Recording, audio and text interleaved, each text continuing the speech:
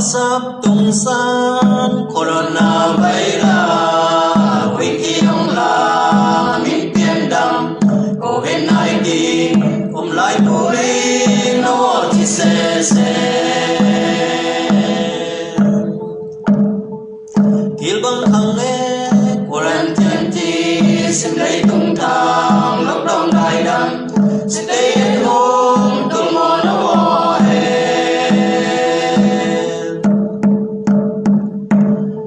sắp tung san corona virus quỷ thiêng là miền biển đầm COVID-19 lại bùi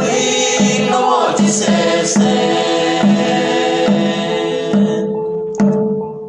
kill băng hằng nghe quarantine chỉ xin lấy tung thang lúc đông đại đầm stay at home tung mò nó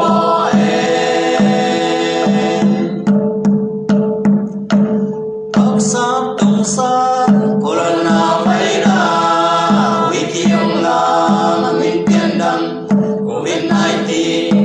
lại bùi nó chỉ xe kill băng hằng nghe quarantine chỉ xin lấy tung thang lúc đông đại đầm stay at home tung mò nó ang băng đầm đi nắng ngày đã lệ làm ai một tua mas tembe kayo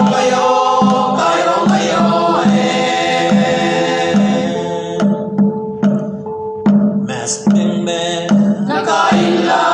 pantasin na hands in them